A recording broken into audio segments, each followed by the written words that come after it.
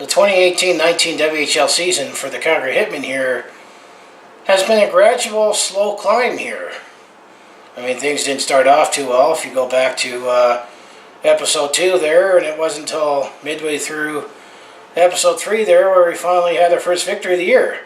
I mean, there was definitely adjustments here with Steve Hamilton taking over as head coach here, and he's brought a winning resume with him. But I think we're starting to enjoy the winning fruits of his winning labor here right now.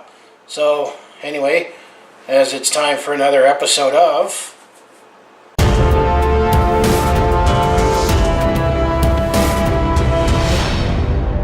Hi there, it's Brett Hornby here. Welcome to another episode of my Calgary Hitmen in 6 here.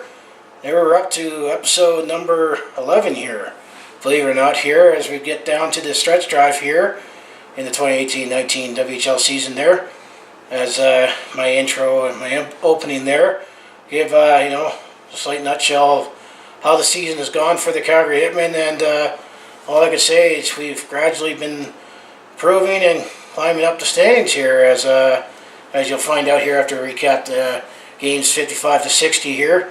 And also note here that I've been calling it my Calgary Hitmen in 6 here because it's all worked out, including the preseason, that there been all 6 game segments here, but this will actually be the last 6 game segment of the season here. Is that, as I said, we're up to game 60 now, and that there's 8 more games left in the WHL regular season here, and hopefully playoffs. And the way the Hitmen are going, there'll likely be some playoffs here. But with the final 8 games of the season here, I decided to make 2 4-game segments instead of 1 8-game segment here. So you'll see a new intro when I'll call it my Calgary Hitmen in 4 here. And I haven't made an intro yet, but I'm probably just going to do my Calgary Hitmen in the playoffs. Or stay tuned to that, what I'm going to plan to do for the playoffs, because I'll replicate that for the Hitmen and the Flames here, because the Calgary Flames have all but assured themselves a playoff spot here.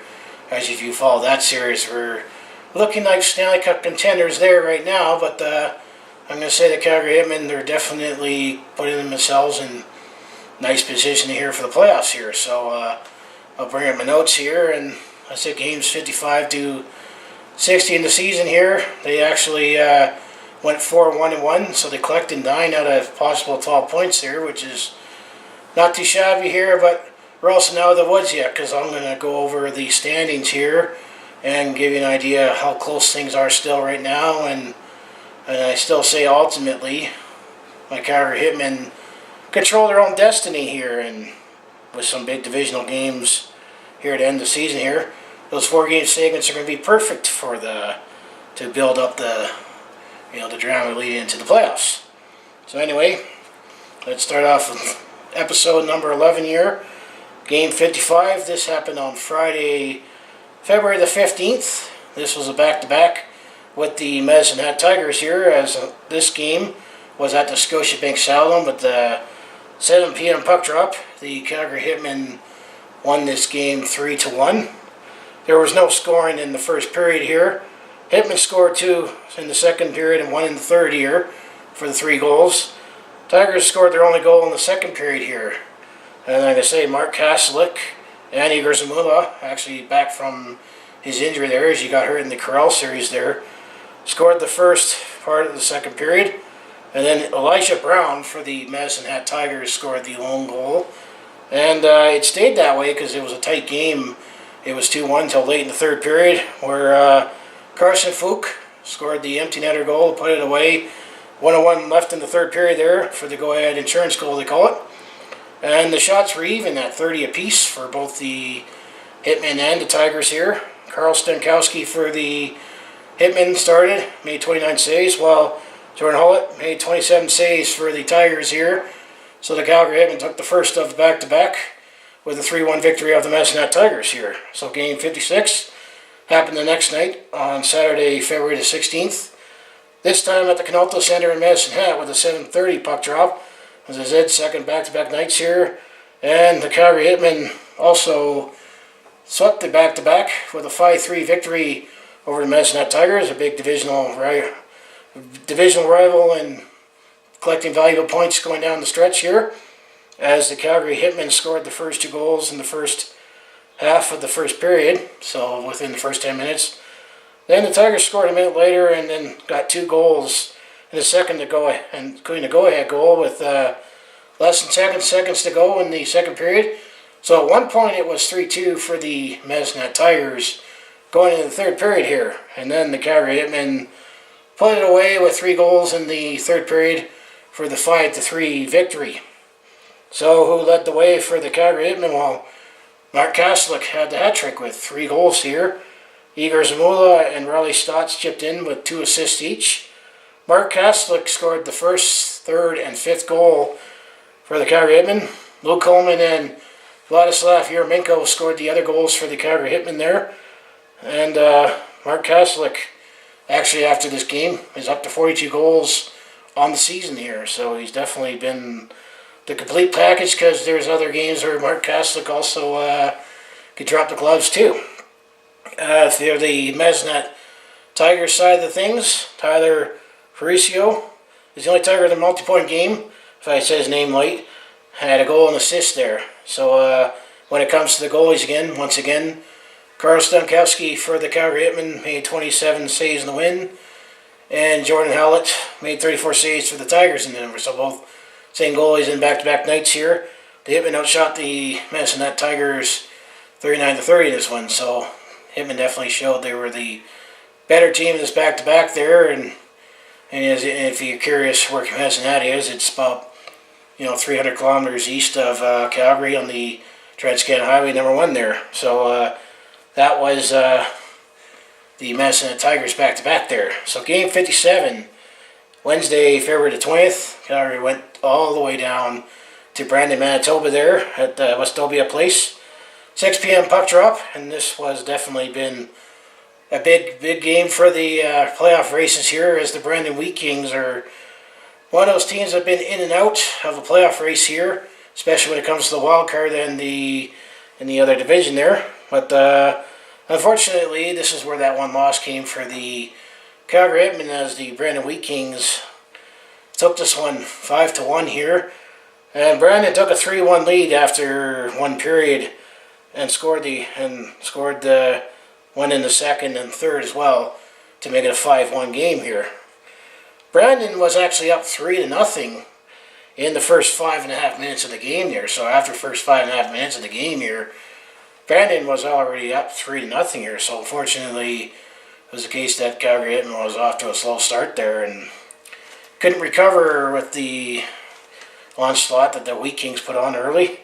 And then, like I say, Vladislav Yermenko scored the only goal for the Hitmen late in the first, and that's pretty much the only highlight I can give for my Calgary Hitmen here. Is Brandon, as I said, scored the 4th and 5th goal, and the 4th goal for the Brandon Wheat Kings actually came in the last minute of the second period, and then they scored their 5th goal in the first minute of the third period. So they came and struck early and often here. So let's say who lit up the lamp here for the Brandon Wheat Kings.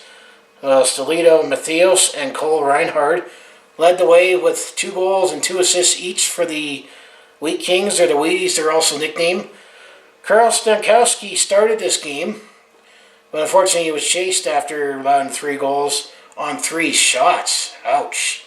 So 3 pucks, 3 shots he faced was behind him. So that definitely was a rough night. And then Jack Van back from injury after he took that dive against the Prince Albert Raiders when we were the Calgary Wranglers there in the Corral series. Actually, this was the first game that he dressed and took over for the game there. I can highlight that Yuri Bata for the Brandon Wheat Kings had a strong game and made 27 saves. And actually, the Calgary Hitmen, all things considered, actually outshot the Wheat Kings 28-22 there. So I just say, unfortunately, it was the bad start there that made the game there, and that happens sometimes, and definitely made the playoff race a lot more interesting there. So the next night, or the next game, actually after 2 nights later, that was a Wednesday night game. The next game was game 56. The Calgary Hitmen were working their way west here as they stopped at Regina here Friday, February 22nd. They were taking on the Pats at the Brandt Center, 6 p.m. puck drop here, and we'll take the point at this time of year, because unfortunately it was a tough 5-4 loss in overtime here, so that was where that other one came in when I started with the 4-1-1 here. So how this one, to describe it, it was definitely a wild one defensively here, as both teams scored twice in the first and second periods there, where it was 4-4. Nothing happened in the third period goals-wise, until eventually the Regina Pats scored the overtime winner to take the 5-4 victory in overtime there. Hitmen scored the first and last goal of the first period here described. So the Hitmen scored first, and then the Pats scored two, and then the Hitmen tied up where it was 2-2 after one. And then the second period here, actually the Pats scored the first two goals in the second period. It was 4-2 for the Pats at the 9-minute mark of the second period there. And then the Hitmen rallied back to score the next two goals 2.5 minutes apart late in the second period to make it a 4-4 game. Third period, as I said, there was no scoring there, but the Hitmen did actually outshot the Pats 9-4 in the third period alone there. And then eventually, 30 seconds into the overtime, they do a 3-on-3, just like they do in the NHL 5-minute period. It was Logan Nyhoff who scored the winner for the Regina Pats here. And the Hitmen overall actually outshot the Pats 41-30 in this game here, so I'm going to still say that the Hitmen definitely deserved a better fate and definitely responded after taking a beating there in Brandon there. While I say nothing happened in the third period when it comes to goals-wise, I'd like to highlight here there was definitely some rough stuff here. Is that Jackson Van Der Leest for the Calgary Hitmen. He also has his segment between two sticks. So go on hitmanhockey.com and look through the videos there. He's pretty good and funny there. A nice tall defenseman who has a comedian side. That's his attempt at comedy. He was fighting Austin Pratt at the 5-minute mark of the third period here. And then I mentioned about Mark Kaselek. Well, he definitely made an impact on the scoring sheet overall here, especially in the penalty minute department there. As a one play there, he had a roughing penalty and a major foreboarding and a game misconduct there on the same play. So he had a 17 penalty minutes in that play there. Then when it comes to who led the way for the Hitmen, well, Mark Kaselek actually had a goal and 2 assists, plus 19 penalty minutes because he had a penalty there in the first period there. James Malm, he actually chipped in with 2 goals there, and Carson Fluke and Riley Stotts each chipped in with 2 assists to the Calgary Hitmen there. The Pats had 5 different goal scorers here, and Austin Pratt and Carter Massier, in terms of the multi-point games for the Pats, each had a goal and assist there. So when it comes to the goaltending side of things, Jack McNaughton started and made 25 saves for the Hitmen there, while Dean McNabb had a strong night and made 37 saves for Regina there. So that was the story on the road trip there. It was definitely a rough one where they started off good against the Mazenat Tigers, and then they had a bad 5 minutes against the Brandon Wheat Kings, and then played a strong game in Regina, but unfortunately had to settle for 1 loser point in overtime there.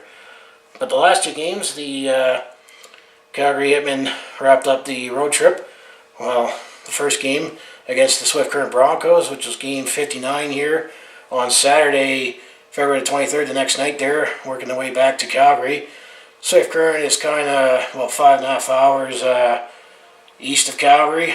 Let's say about 2.5 hours east of Medicine Hat. Swift Current's kind of, let's say unofficially between Medicine Hat and Regina there, if you're looking on the Trans-Canada Highway map there. So this was at the Innovation Crate in Iplex, 6 p.m. puck drop here, and it was definitely a better night for the Calgary Hitmen, and took advantage of the opponent here, because when I get to the standings here, the Swift Current Broncos are definitely far out of it, and if you're going to make the playoffs here, you got to take advantage of teams that are not in making the playoffs here. Calgary had 2 quick goals in the first period there before Swift Current scored 1 to midway through the first period, and it was already a 2-1 game for the Calgary Hitmen. Then the Calgary Hitmen didn't look back here as they scored 2 goals in the second and third periods in the 6-1 victory here. And they also outshot the Broncos 41-23 in this one for a dominant performance here. Carson Fluke for the Hitmen led the way there with 4 assists there, so he definitely was finding the play there to set him up big time there. James Malm had a goal and assist there, and Igor Zamula also chipped in with 2 assists there.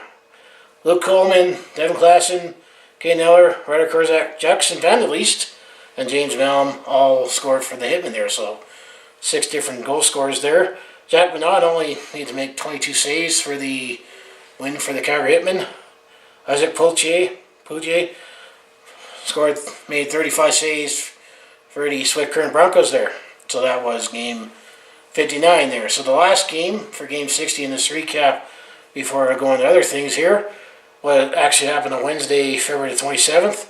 This was the Tell Us Be Brave anti-bullying game where the last school kids went out, because this game was back home at Scotiabank Stadium, 11 p.m. puck drop.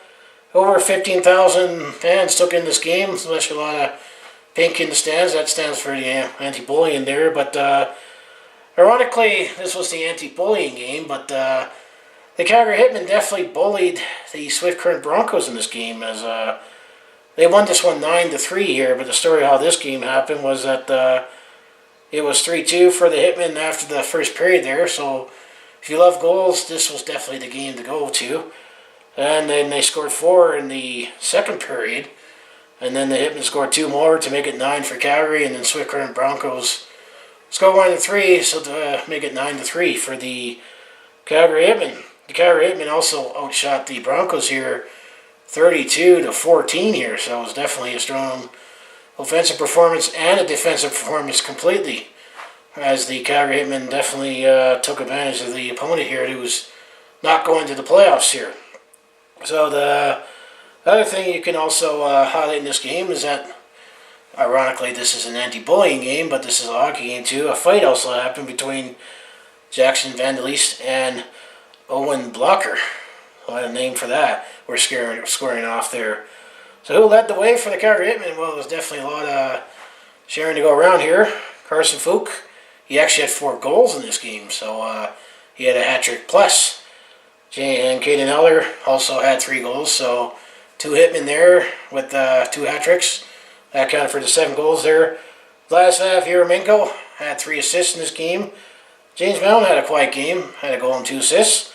And Luke Coleman, who rounded out the 9th goal, had a goal and assist, with Riley Stotts to have 2 assists, so that was all the Hitmen that had multi-point games here.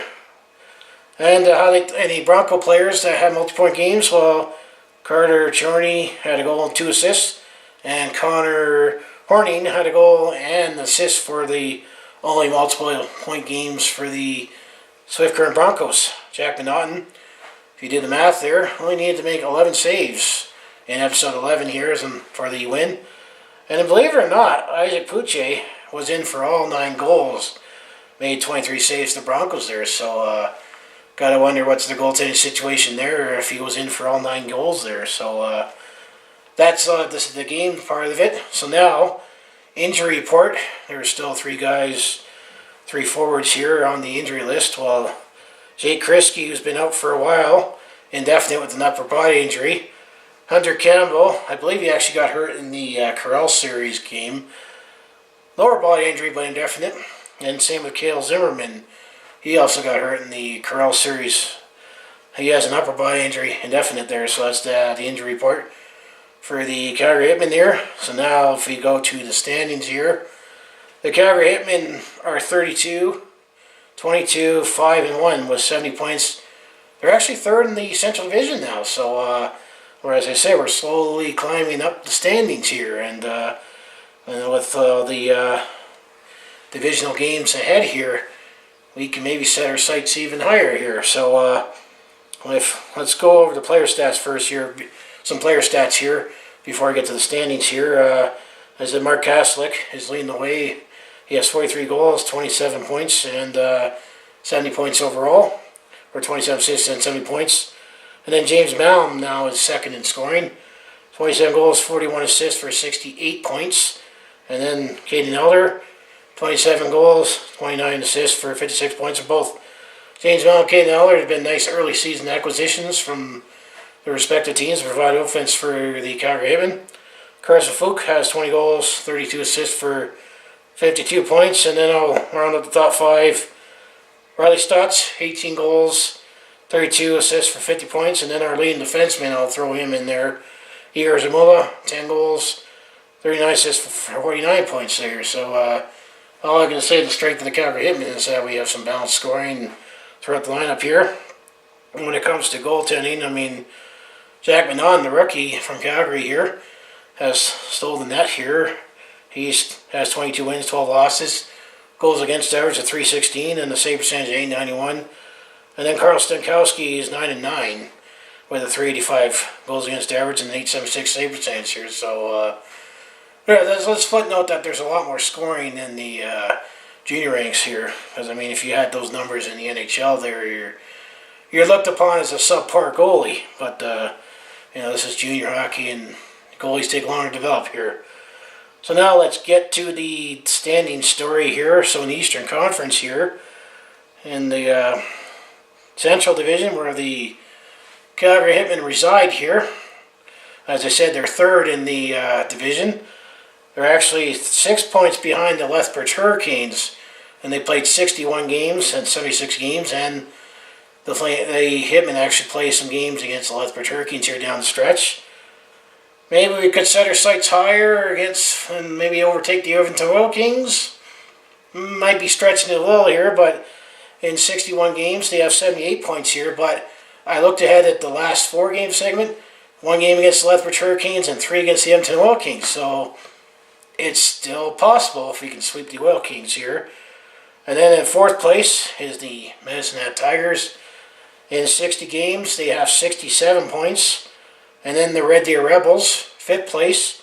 In 60 games, they have 67 points. So they slipped a little bit. Despite the Rebels having our number here, we actually won a couple times last time we played the Rebels there, and they actually slipped down. And then the Kootenay Ice, who are bound to be going to Winnipeg here next season, they have in 60 games, they have 32 points, but they're not going to make the playoffs here. But if you look at the East Division here, Prince Edward Raiders, 61 games, have 102 points, and they have actually clinched the playoff spot. Well, they're that far ahead. And then the Saskatoon Blades is second. In 61 games, they have 86 points. And then the Moose Jaw Warriors are third in 59 games. They have 56 points.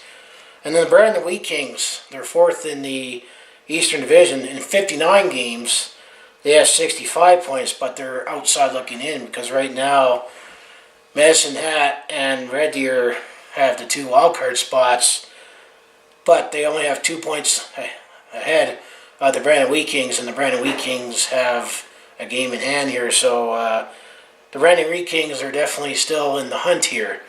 And then 5th place in the East Division, the Regina Pats, in 61 games, they have 39 points, they're out. And then 6th place, the Swift Current Broncos, in 59 games, they have 25 points, they're definitely out. So that's the Eastern Conference there. So right now, if we were to have the playoffs here, Prince Albert would be hosting the Red Deer Rebels, and then the Edmonton Oil Kings will be hosting the Medicine Hat Tigers here, and then the Saskatoon Blades would be hosting the Moose Jaw Warriors, and then the Lethbridge Hurricanes would be hosting my Calgary Hitmen. So that's the Eastern Conference. Let's take a look at the Western Conference here, shall we, since we're talking about the standings here. So in the U.S. Division, you have the Everett Silvertips in 60 games, lead away with 88 points, and then the Portland Winterhawks, second in 60 games, 80 points. And then the Spokane Chiefs are 59 games, they have 73 points, so that's the top 3. They're in the playoffs. And then the Tri-City Americans are 4th in the U.S. Division, 59 games, 69 points, and then the Seattle Thunderbirds, in 59 games have 55 points, and Seattle is pretty much out. So if you go to the BC division here, Vancouver Giants, 59 games, have 86 points, and then the next is the Victoria, has 66 points in 60 games, and then the Kelowna Rockets in 60 games have 57 points, and then the Kamloops Blavers, 58 games, have 52 points, and then the Prince George Cougars in 62 games have 42 points. So I'm going to say Prince George is out, and Kamloops is looking out as well. So the top three obviously make the playoffs here, because when it comes to wild card here, actually Kamloops has the, actually no, the wild card, actually Tri-City and Seattle have the wild cards. So if you were to set up the bracket right now, Everett would be hosting Seattle, and then Vancouver would be hosting Tri-City. And then you have Portland hosting Spokane, and Victoria hosting Kelowna. So that would be the playoffs if things were to stand right now here, but we still got 2 more weeks to go in the regular season here. So looking ahead here, this will be a 4-game segment here, so we're going to look ahead for the next 4 games. So episode 12 will be my Calgary Hitmen to 4, looking at the next 4 games here. So game 61 will be Friday, March the 1st. It's a Don Cherry night. You'll be wearing those suit jerseys here. Ways you're wearing is for being an organ donor. I did sign my license to do that, so I did my part.